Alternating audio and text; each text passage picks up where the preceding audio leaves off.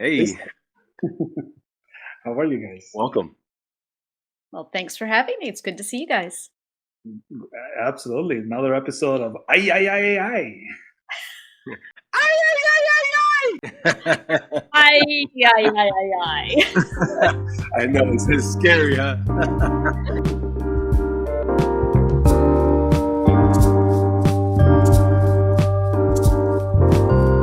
Thank you, Lisa, for joining us today. Well, thanks for having me. It's really great to be with you guys, and what an interesting area of conversation you guys are covering. Yeah, we have such a variety of guests, and to have you on the show and talk about change management, oh, it's a dream come true, literally is, because there's no AI if we don't adapt an AI, or there's no AI if we don't pick one up and say, how do we make this used like for either a community, society, organization, Yes. startups, whatever it is. Like if we don't pick up those AIs and put them to the right use cases, we're not going to have much. And the way we go about it is through change management, is by uh, understanding change and having those change implemented in a right sort of way that it works for everybody. So great conversation today. I'm so looking forward to it. And we have a short message to read about Talent Ascend. We love Talent Ascend here because it's a AI system that helps you with that resume to match with a either employee or an employer, right? Or whichever side you're on. You know, you're hiring or you're looking to get hired. Talent Ascend is for you. So I'm going to read a little blurb about Talent Ascend here. We're excited to introduce you to a revolutionary platform that is changing the game in the recruitment industry. Talent Ascend is utilizing the power of artificial intelligence to improve the recruitment process. AI has the potential to revolutionize recruitment by automating repetitive tasks, improving candidate matching, and reducing bias.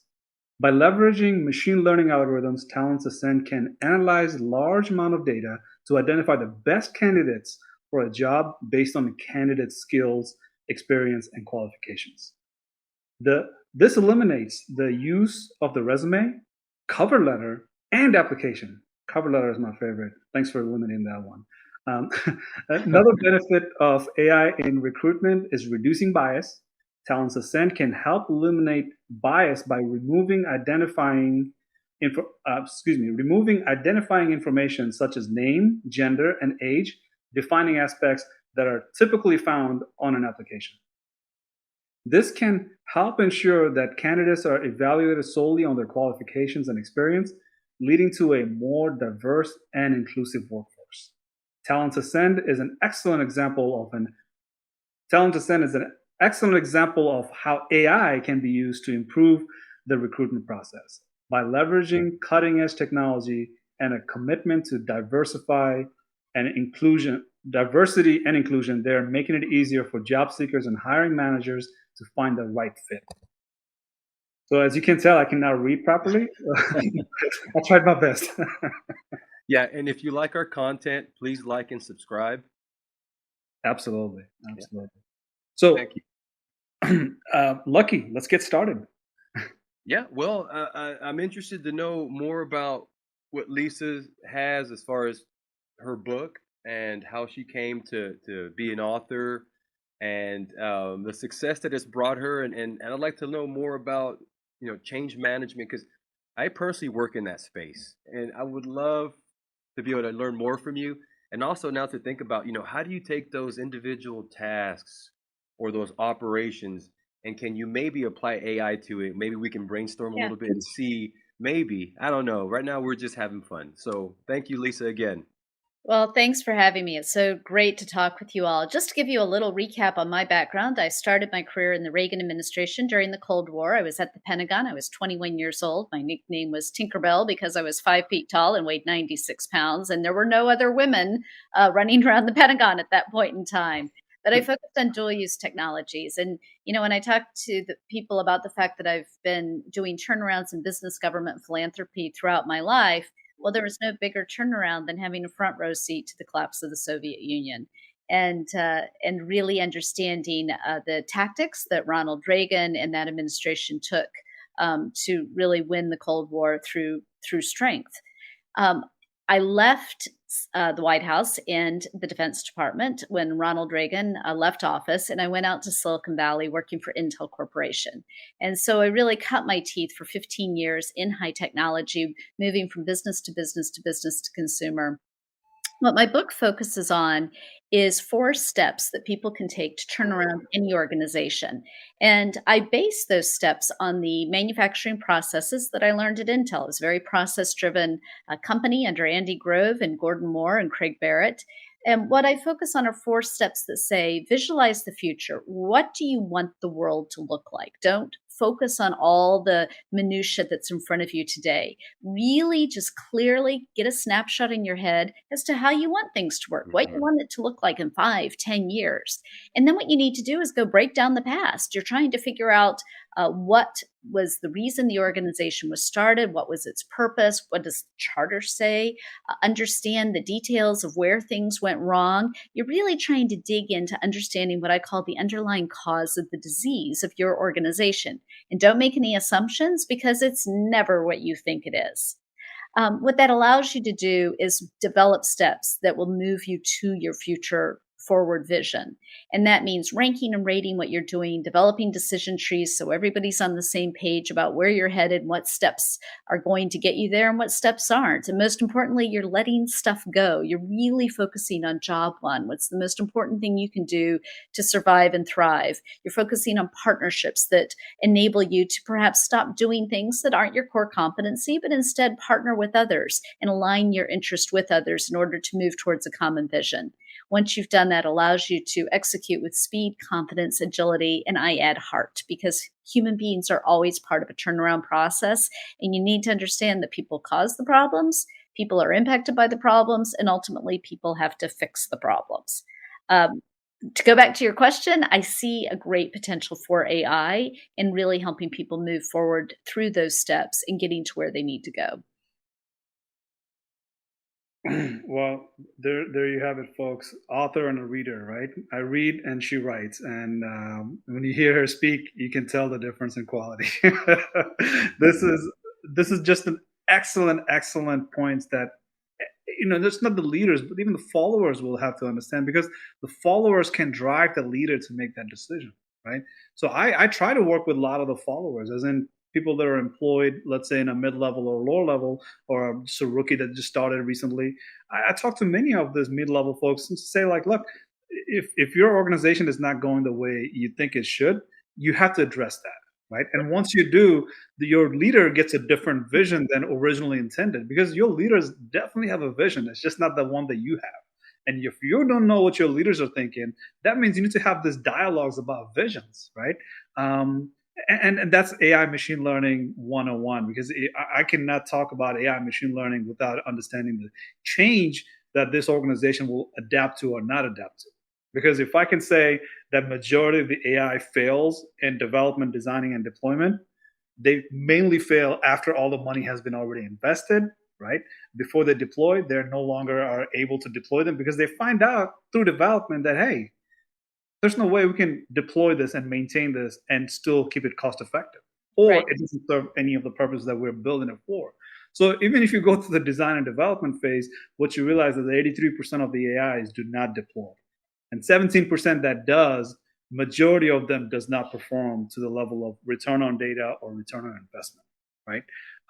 So it's very important that even before you get started with AI machine learning, even before you get started with any change request or change management process, understand the fact that if you don't have your visions aligned, you're going to have multiple patches of work that's being done, right? Um, and you spoke of DoD, Pentagon. Look, your end users are the soldiers in uniform, Mhm. and your end users are in very sensitive positions if you don't deliver a mission based system or mission based capability, right? If it's a patch of work that it just got done because nobody had any vision, the suffering end users are the ones in the uniform, battling and war overseas, right? Or you can look at it from many perspectives. What about foreign agents, right? working overseas for CIA or FBI. We have examples like Benghazi, right, where you had patches of misinformation everywhere. Things didn't play out, so the end user suffers at the end. So we have to consider the end users very much and have the change management done with a vision, with the end users in mind. And thank you so much for capturing that, because more I talk about AI machine learning, I'm thinking AI machine learning is just a technology, really technology. It's not about people yet. Once you make it about the people, it just becomes a really good process for people to push that process through and create that technology that everybody can benefit from, right? So it's a PPT, people first, process next, and technology. So if you think AI is a technology, well, reverse that thought process, turn it into about the people, and then people will drive the process, which is the right process, not the patchy process that creates a technology all over the place, all over the map, without really impacting the end users in positive ways. So, thank you again. That's amazing. I appreciate everything you have to say. Oh, good. Yeah, I was going to say, I mean, just along those lines, as I said, you go back to, I study history, right? And I've studied war for throughout history. And the reality is, nations rise and fall for a variety of different reasons, but it ultimately comes down to the people. And you would need to make sure that you are empowering the people at all levels to execute your vision. It's not something that you are sitting there from your mountain on high directing people to do. They have to believe in it, and they have to be able to use the resources. Technology has changed, right? There's people have always been behind it. We had the wheel, and then we have science, and we have the period of the Reformation and the Renaissance. There are all sorts of changes that have taken place, but ultimately it comes down to good leadership or bad leadership. And good leaders throughout history are people that bond, especially military leaders, that bond with their soldiers, that understand what they're going through on the ground, or their sailors, but what they're going through on the ground, and can put themselves in the point of view of the person who has to do the execution. And their goal is to make sure that we focus on enabling them to execute in the most effective way possible, because our freedom and our safety depends on it. Wow. Yeah, I wouldn't let go of this chance to make a bad joke here. When they asked a question about like what happened after French Revolution, well, we're still waiting to find out, right? So that's history for me, right? And look, I'm a student of conflict resolution. I study history because of conflict resolution. So if I'm studying conflict, I just run into history. History is not the topic that I want to spend most of my time in. What I try to understand is that, look, if it's not conflict resolution, at least it's conflict management, right? So when we're talking about change management, that to me is like, oh, that's a conflict management, right? You don't never can resolve a conflict, but as a conflict manager, let me come out and say it on the public that there is no resolution for a conflict. It's always a management. You pick the conflict that you can manage and manage it in a way that the next conflict is much more manageable than the one that you have in hand, right? And that requires a vision. So AI machine learning conflict, my goodness. Like I used to think in military that the next one is a cyber warfare, right? The one that based on cybersecurity and cyber defense, right? Over time, I've changed my mind on that. The next war is definitely about AI machine learning. It's a war with data. It's not about defending and offending somebody with data.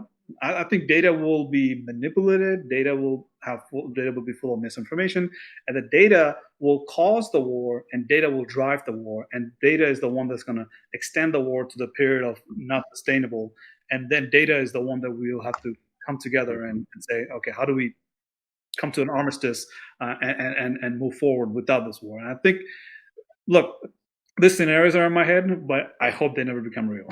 Well, but the reality is, I mean, one of the things I've been thinking about a lot, my husband says that whenever he watches me using Chat GPT and the types of questions and queries that I'm doing, he goes, you're a lot like Mr. Spock. And I take a great deal of pride as a Trekkie in having that. But the thing is, we have to train people to be really, really intelligent. And we are not doing a good job of studying history, studying the actions people took that led to historical events, and also understanding perspective. I'm older. I have greater perspective because I've gone through a variety of different conflicts. I've gone through a variety of different personal challenges in life. It changes the way you think. So when I am asking questions of the AI to try and understand something, I'm really driving it. I'm really saying, okay, but what if you do it this way? Well, what if you do it that way? Well, what happened here? Where was the gap? And I study a great deal of the original philosophers, Socrates, Aristotle, Plato, Hobbes. We need to reintroduce thinking into our process. And that's what's going to enable us to really understand and utilize this technology to the greatest degree possible. But most of all, understanding historical context and how people react to situations. That's something the technology can't do. It can tell you it can, but the reality is, unless you've lived and breathed and gone through a challenge, Mhm. there's no way that it will never function from a physical pain standpoint. It will never have gone through the stress and the anxiety that makes us humans and actually enables us to tap into our understanding and learning and going, oh, that's what Ben Franklin was talking about. May have Mhm. been a different point in time, but now I get it. Yeah, and it's interesting you say that you talked to your husband about manipulating such interfaces like ChatGPT or generative AIs. Is there anything that when you started looking at it, because I know I've done the same thing, and what was your perspective when you approached it? What were you looking for within the AIs that you were manipulating or using? Is there any specific things that you were saying, you know what? Let's see, how did you approach that? Yeah, we did three little Lisa Gable tests, and I've advanced my testing. So when I first got introduced to it, I was sitting there with a group of people in Europe before Davos, and none of us came from the same political perspective. So there were four people, very high level people with very different political opinions. And we started querying the AI about education. We asked what education would look like in the future, and it described to us a pod system and more parental control. And then we started asking it questions about, well, would this change or would that change? But ultimately, where we started laughing is it had already told us that kids wouldn't be going into the classroom. We would have fewer teachers. And so we asked it what the purpose of the teachers union would be. And each of us have different opinions about the role of teachers union. But we all burst out laughing when it said it had already told us kids were not going into the classroom, that parents were having more control. We weren't going to have a lot of teachers. But according to the AI, the parents would be asking the teachers union for instruction on how to manage their children's education. I'm like, what union? They don't exist anymore. You just put them out of business. And so the whole table at that point Yeah. started then asking it questions about the logic behind that. But then I've advanced. I started asking it questions about situations that I've personally been in because I wanted to see what it had to say. Well, I've been at the table with some pretty famous people at some pretty important meetings, and it had an opinion. I go, well, that wasn't right because I was there. And I talked to so and so, insert name a famous person. And that's not what they said. And it's like, oh, I'm so sorry. So I first Mhm. did a testing to see what I understood as the veracity of the content. But now what I use it for is I'm looking at writing another book. And so one thing about writing a book is you don't want to have the same name other people do. You want to come up with a way of addressing a topic that no one else has addressed yet.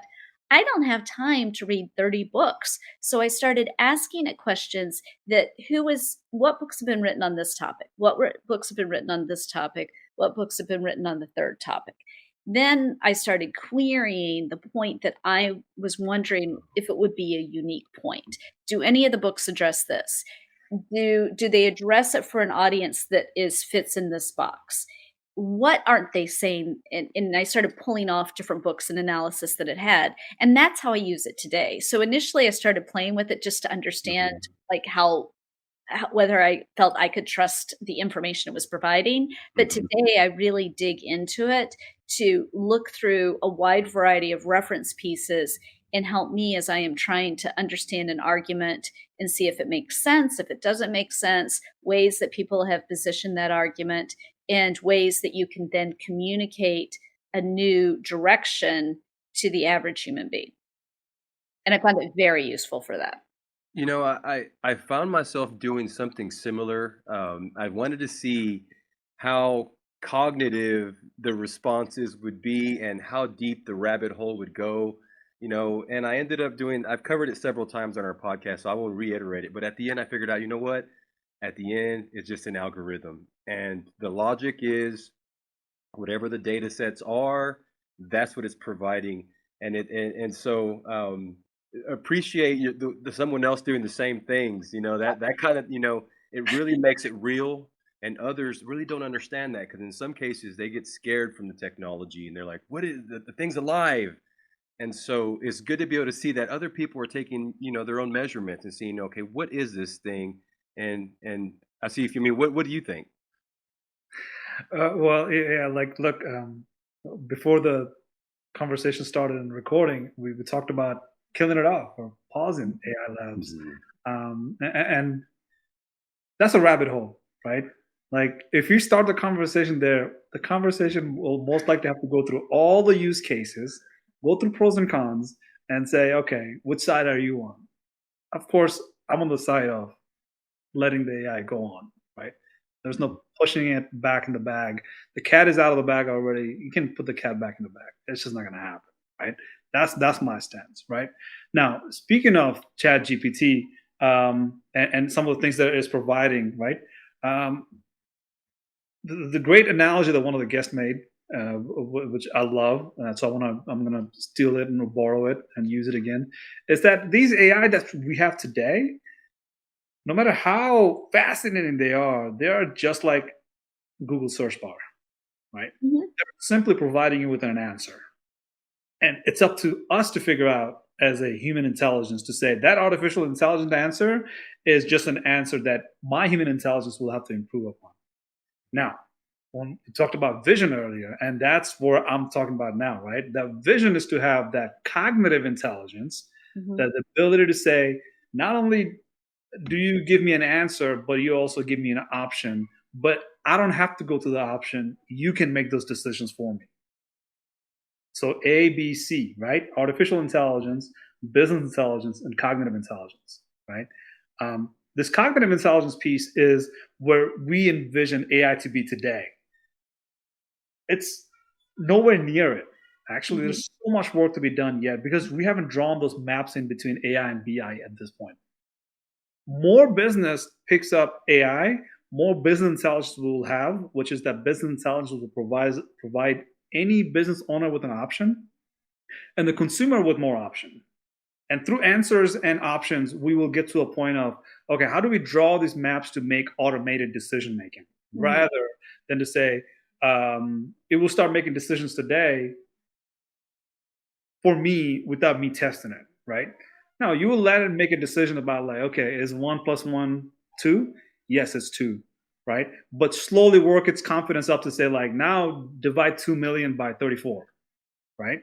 So you still get an answer, right? But it's cognitive, as in you have some built-in confidence in its capability, just like you built an AI, you're building your CI to the level of decision making. So one of the examples I've used previously, I'm going to rehash the same example, is that you know, tell a system, not an AI, tell a system you want to go to Maldives, and that system goes into your system computer and checks your calendar, tells your boss that you're going on vacation this time of the year, books that calendar out for you, and then buys your tickets for Maldives, knows the price, knows your bank account information, knows that you want to stay in a hotel that is far away from the airport. All those decisions made, and then it realizes you can only go to Maldives for a couple hours because your bank statement doesn't allow you to stay in Maldives a couple of days, right? Those are the cognitive intelligence that we're working towards, right? Mhm. So this artificial intelligence that we have right now, I know the scary statements, the scary situations that are being brought up. It's heading that way, but this is not where we pause. This is not where we kill the AI because this AI is actually just providing you with lots of answers. These Mhm. AIs are not scary. The AI users are scary, right? And that's the part that, and I think Lucky went into a little bit, is that if you take that answer and you take it too seriously, you will end up in a community or society that will say like, everything as AI told me is what I believe in. Just like Mhm. social media posts. we started believing the social media post over and over, really Mhm. without checking back with There you ourselves, like, go. do I really believe that last 3 years, everything social media has told me is actually factual? Or was Mhm. it being fed to me because of my personalized preferences for information, and I took this information and I just believed on things that I already believed in. Just Mhm. it reinforced it for me, right? So AI goes into the same rabbit hole. AI could take that personalized information and provide you with AI answers that are super based on your preferences, right? To make you happy, to make you feel like you're an engaged user. Okay, I'm going a rabbit hole by myself here, but let's just pause. But I think everybody gets the point of this one. I mean, No, it's changed the education system. We don't study the Socratic method anymore. Mhm. We don't study philosophy anymore. We don't study history and the different conversations that were going on in history. What a lot happened in the 1800s, and I would bet if we started querying people about all the different things that were happening all over the world, from the end of the Revolutionary War, the Civil War, and the Industrial Revolution, and then all of the communes that were being built, and the different, the rise of what would become socialism and Marxism. We Until people understand that throughout history we've all been making these decisions, and it still ultimately comes down to us being smart enough Mhm. to drive a process that enables us to do better work. That's really what it's about. And to Right. do it in such a way that we are understanding the variables that could impact and the unintended consequences of decisions that we've made. If we can get rid of unintended consequences because we're smart enough to keep digging and digging and digging and digging until we think we've gone through everything, we're still not going to catch them all. But yeah, we'd be smarter people. We'd be doing our jobs better. And for that, we need tons of data. And when you're Mhm. talking about business intelligence and options, it's fed by tons of data that actually makes sense. Just because you have tons of data doesn't mean those data can tell you a story. But if you're able to stitch those data together better, you have a better storytelling. If you have a better storytelling, you would come to a better condition at work, I think, overnight, if that's not the right terminology there. But the thing is, if you tell yourself that work environment that we are in today is the one that we have to sustain for the next 100 years, I'm sorry, that's the wrong way to think about better work. Because better work will be so much more better than what it is today. Because we actually have better work conditions today than we did in 1800, right? And people's ability to work and earn income, and then have a family and have that family be supported and raise kids, and be part of society and pay tax into the federal government. These situations, these are all better now than it used to be, right? But will it stay the same? No, it will get better in so many different ways, and this data are telling us the story now, right? Mhm. One of the fascinating things I saw about AI is that AI was able to recreate an element that we don't have in our element charts, right? Mhm. Like, it's able to think of like an element that we don't have in our charts yet. Okay, good. Now tell an AI to come up with a better work situation for all of the, say, zip code, or all of the city, or all of the world, right? I think AI will come up with those kind of scenarios, and it will provide tools to get to that level, right? Because if you can imagine it, you can get to it. And I think as AI is enabling us with those imagination to allow us to tell better stories. And when we have imagination kicking into the gear, it's just a matter of like, hey, you heard the idea, now let's put it to work, let's put it to action. So a lot of the AI skepticism that I do here, I always have to force myself back to not fall into the news cycle, right? That fall into Mhm. the news cycle of, yes, there is skepticism, yes, there will be some situation where the news cycle will forget about, when, let's say, 24 hours or 24 days, right? It will just move on. It will just move on. Things are happening rapidly. Things are happening continuously. But this AI technology, the way it's evolving, how much products, how much informations that are being gathered about this AI technology, um, I think it's not about slowing down. It's about just paying attention, right? Have a Mhm. better story in your head to tell yourself that the work environment that you're in right now, how do you improve it? Like, if Right. you're in the worst condition of work environment, let an AI talk to you about that, right? Let the AI come up with designs and plans for you. And these AIs are only getting better and better based on human feedbacks, humans' questions.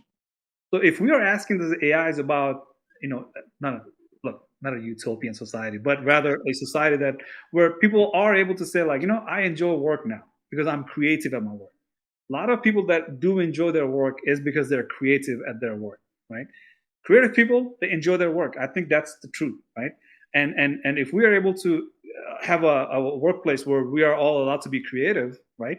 And AI is able to augment and assist us in that process, we should engage AI with that. Ask it AI type of questions that allows that AI to, be trained on this sort of information, right? Because one of the ways that AI from Microsoft, the Twitter bot that's called Tay, right? It went haywire within 24 hours, right? It went from a Twitter bots to like Hitler bots overnight because it learned so much hateful information, so many negative And information, people were so being much bad. really bad, and the Really users bad. were able to push feedbacks into it to make it bad, and it went sideways. Of course, it did because it picked up the bias and then went with it, right? Hmm. Well, I mean, anybody could have seen that coming because these AIs are always feedback based. They always have biases based on the data that's been provided. So if we're using these AIs to improve and imagine and do better for future, I think these AIs will just do that, right? They're nothing but a system that's crunching data, and whatever data it crunches, if it's garbage in, it'll have garbage out. If you give it a good diet, it will have a good diet coming out. That's just the way it works, right? So I guess I have no questions, but that was my comment. So what do you think, Lisa? What do you think? Is it too late to let the pull it back and the drawstring, or maybe slow down AI, or what do you think?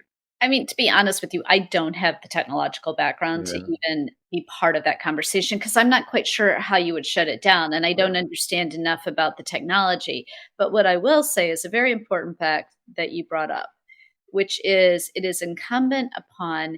I am part of what's called the Kroc Institute for Tech Diplomacy, and what we focus on is trusted technologies. And what Keith Kroc, who started the institute at Purdue, has been doing is really getting the democratic countries to come together and ensure that our systems are based on technologies that we can trust, right? Technologies that we are creating, not necessarily, something from the Chinese. And so to that degree, being really smart about saying where are we weak, where do we need to build walls throughout all systems is one thing we know we can do, right? I mean, I think that's not necessarily something that where we're all dependent upon some really smart developers like you guys who understand how the technology works, but the rest of us can focus on where are weaknesses and how do we as democracies not only protect our systems, but secondarily is how do we influence the conversation? Because as you point out, it is biased. Mhm. I found it to be biased in one particular political direction. That was the information it was given. As I said, I happened to be at some of the meetings, so I happened to know that things weren't said that it was saying were said. Um, so we as democracies also need to focus on getting information into the system that's going to counter what the Chinese put into the system because their philosophy and their way of looking at life and looking at humanity and how you do governance and how capitalism should work and national security is very different than our own. And so I do think those are places where people like me can play a role. Yeah, no, very interesting points. I think it was an interesting social experiment that Microsoft executed with, the data. It says a lot about who we are. We can take something innocent and just trash it, in a matter of 24 hours, because that's who we are in a society. Sometimes we're ugly. And so that being said, there's going to be biases whenever we have data, and then also, when you develop your algorithm, there's going to be biases, there's going to be ghosts in the code that really drive things a certain way. And so I think personally that when it comes to stopping AI, Elon, and we talked about it earlier, who are the people saying, hey, AI is, we need to slow down, we need to pull back on the reins a little bit and really think about what we're doing. you have to, the way I look at it, consider the source. Elon, he knows a lot about not so much just artificial intelligence. He's developed a lot of things, but he has a lot of insider information when it comes to state-sponsored types of AIs. He knows about what other countries are doing, and I there's so much you can do with AI right now, but I think the thing that I've seen more here recently is the fact that you can just control people through social media, Right. and we've It's seen already YouTube. happening. Exactly. So I mean, that's one of those unsaid type of wars that we've already lost. We've already lost that one, and no one says that's a war or that was a battle or that was a situation, but that was a moment of truth where we missed out. We got beat on that one, and they used our own technologies like Facebook, other social media outlets, that TikTok, and at the end, we could see. I'm not going to get into politics, but you could see how easily lines can be drawn, and people can it could be divisive. I'm not going to get into it can be divisive in a sense Right. through simple suggestion, and that I It mean, can. And I studied Soviet disinformatia, right? I mean, do I think the Chinese also have, I don't know what the Chinese word is for it. I did study Mandarin, but I've forgotten a lot of it, for disinformation. But there is a psychological warfare going on. mhm, And we are losing it. And therefore, for me personally, it's one place where we've got to figure out how we again get people back to questioning, challenging, mhm, asking questions, and doing their research. I'm one of these people that when I watch a historical movie, I've always, before the internet, I would sit with my parents' encyclopedia on the floor and look up to see if they were telling me the truth.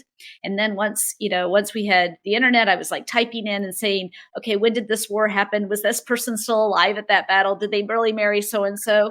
Well, you need to, now with AI, now I'm just doing that, I'm just constantly questioning, well, when did this happen? When did that happen? We need to be smart. And people are just so willing to accept what they're told. mhm, yep.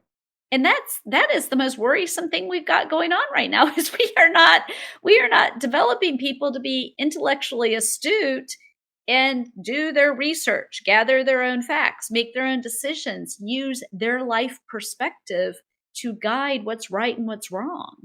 Mhm.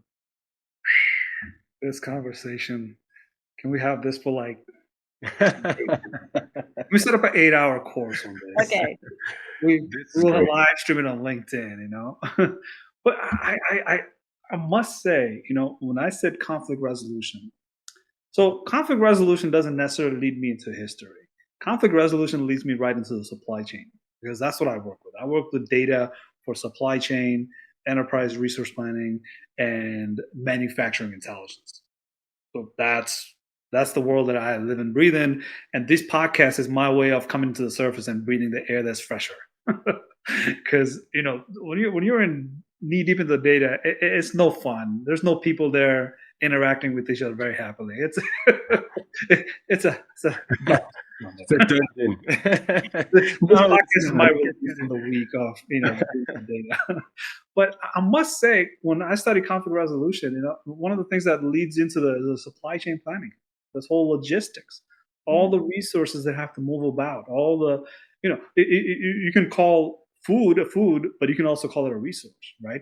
If you don't have access to the food becomes a resource, right? Right. If you don't have access to gas, if you don't have access to the things that will generate powers for you, right? Those are all resources.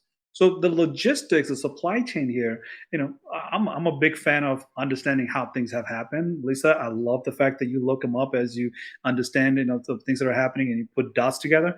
That's conflict resolution 101. It's like, who are the actors? Who are the players here, right? Um, I think it was important for me to understand that the fact that with the conflict resolutions that we have in place today, sorry, the conflicts that we haven't we are having today in 2023. If we look it back in time and say, like, what's the chain of this, all the logistics here, like how did this conflict come to be and where are the conflicts going, right? So one of the quick example I can give you is that the Brits ran out of tin in England and tin import and export business dried out, And that's how they realized, well, hold on, we have to take a ship and go all around the world and figure out how we're going to have a commerce inside of our country in a little island nation that is surrounded by the French and Normans, right? Or hostile countries like back in those days was Spain and French, right? So how do we create a commerce for ourselves so that way our logistics are taken care of, as in we are able to do import and export, right? So tin used to be their big export. Now the tin has dried down. Now they're looking to have another export or import, which is that tea. So where do you go for tea? You go all around the world and find the right place for tea, which is India, right? So your commerce always have some logistics behind it, just like history has logistics behind it. Now I'm thinking to myself, like, what happens 300 years from now, right? Like, what do they look at us like with supply chain? Well, what is our supply chain? I think it's data. I can with confidence say it's data. The value of data will increase to a point that is actually physical. Your ability to guard those data and utilize those data without somebody able to poison or sabotage those data will become part of our history. As in, we've went through that phase. We Mhm. went through the phase of gathering data and securing those data and utilizing those data correctly and properly. And we're just getting started with that. So the conversation here is just a starter, but we will have to start shifting our mindsets about how we see data and what it is that we do with those data and how we are able to improve our lives rather than to say, like, I just went around the world, collected data, but I destroyed myself while I'm doing it. Right. Right? Mhm. I just want to put that out there because that historical perspective is like perfect. The Italian way is like perfect, right? Because it's super important that we look back in history and look forward in time, and Yep. see what are the connections. Where are we connecting the dots now? And I think to me, it's going from those physical resources into those physical resources of data, right? How do we improve data collection? How do we better do data management? How do we secure those data? And how do we employ and deploy those data, right? But you still need the data to build stuff, right? So you're Yeah. still going to need whatever the minerals or resources are, energy sources that are required. The question is who's going to own them, because your Yeah. ability to implement the data is only restricted and restrained by your access to the resources you need from that supply chain. Mhm. Yeah. So at this moment, I'd like to take a step back. We've covered a lot about data, and now we're going to get to the less, maybe more interesting part of our podcast. Okay, so Data is one of my favorite characters in Star Trek. I Okay, like, so start Generation One. I know you said Spock, right? Right. absolutely. Generation Two. Next generation. So I'm I love Spock. Don't get me wrong. He's a great guy, but Data, he's just I resemble Yours. that. I I noticed do. that. It was really that look. I was wondering when you got on the screen. I go tight lip, no problem. I'm shiny. But at the end, he what who are you? Where do you fit within Star Trek? Well, I mean, the thing is, I was part of the original Star Trek children, right? It came up during my childhood and it was a core part of my childhood. So we're still rather dedicated to the original crew, whether it's Scotty, we love Scotty. Um, Mhm. the internet, what is it? The global communicator, international communicator. Won't that be nice when we have that? Like, won't it be awesome? I've done so much diplomatic work. It'd be really nice to just talk and not have to sit and wait for this person to say whatever I was just saying. And then I'm wondering if they're telling me the truth about what the response is. So I still do, I even personally like the iterations where they've gone back to the sort of prequel versions. So we are Yeah. still, very we do like the original crew in this household. Yeah. I must say, we never intentionally bring in guests that are Trekkies. It just happens to be that It's all of just our guests are Trekkies. Yeah, absolutely. Oh, my husband is Star Wars. My Ooh. husband was the Star Wars. He Okay. remembers that when he was at boarding school, he went to see Star Wars like 16 times and Oh. and knows more about it than you could possibly ever want. And so Mandalorian is something we have to watch in our household. Mhm. And look, I think the last guest brought up a good point, right? It was Jamie, who's a knowledge management guru, right? She brought up the fact that we are watching Star Trek in English, and all the communications are happening in English. But what they are not describing is the fact that they're communicating through a device that's translating it automatically for them in real time. Right? Okay, look, I thought I was a Trekkie until I started talking to all the other Trekkies, and I She was like, got me on that. Yep. "Dude, yeah, you got some information that I didn't know." And I love learning those new little nuances to say like, "Oh my goodness!" So they're talking all these universal languages, and they're using a system like an AI to translate that. So the most recent AI, which look, I don't mean to make myself think like I watch TV shows and I just think like, "Oh my goodness, like that's real," right? But I cannot help. The Star Trek was literally talking about a bag of data that's traveling from system to system, and that's what they have to track down. And if they don't track it down, if it falls in the wrong hand, the humanity, the universe as we know it, will be totally, utterly destroyed or changed for bad reasons, right? So Mhm. when I was discussing history and I was talking about supply chain planning and your logistics will be data, that's literally Star Trek's latest season, right? It talks about the fact that they're chasing after a I called it a bag of data, but they have their own terminology. But the point is, anybody who's listening who's not looking at Star Trek, like they're literally talking about a data that does not require hardware to contain itself, right? Any hardware you put that data into, that data will do amazing things, right? It will work amazingly because it's full of human history or universal history, right? It has all sorts of knowledge that is built into a software, and then software is able to run in any hardware wherever you deploy it to. So to keep it secret and guarded was the Star Trek's mission, right? And there's some future traveling, there's some space traveling. Whew, boy, let's not get into that exciting seasons of Star Trek. But I think these imaginations that we have, right? They're all based on the logistics that we have today and how this logistics will evolve into the future, right? Um, I got to mention this part too. The mycelium theory for Star Trek to travel through space, but the Right. mycelium theory. Okay, stop. That was mind blowing, right? Hey, there's mushrooms out there that are not affected by the vacuum of space. So who knows how that works? Mushroom in its own kingdom, it's an amazing, amazing topic. But look, amount of things that we don't know today, but we will find out through AI machine learning. That alone. I'm talking. I'm not trying to bring up MS365 Copilot. I'm not talking about ChatGPT. I'm not talking about any of these AIs today that we have.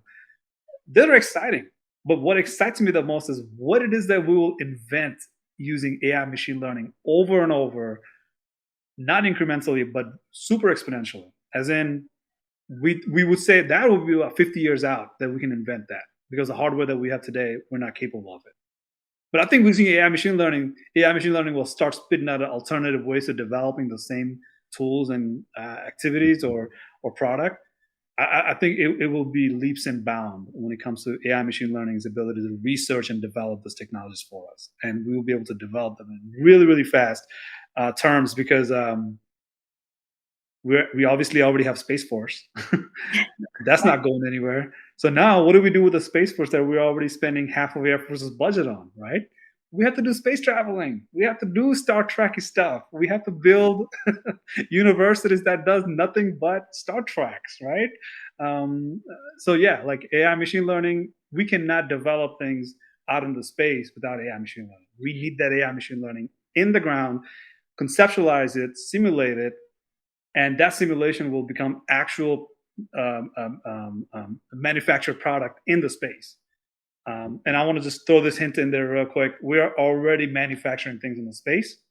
So to build a manufacturing shop floor in space, um, let me say it out like this: in 15 years, definitely in 15 years, we'll have a manufacturing shop floor in the space to manufacture things that we have simulated in the ground to manufacture it out into space, because in the ground with the gravity we will not be able to manufacture many of the things that will be space based. And the reality is, one reason it's hard to stop this is I lived in Silicon Valley for 15 years, Right. and every person I knew who lived there, all they wanted to do is create the world that we see in the movies. That's what they want. They name every product warp. I had to try to explain to people that, you can't trademark that because everybody else's product is named warp. You're not the only person who watched Star Trek. And every engineer is convinced that he was, and it's normally a he.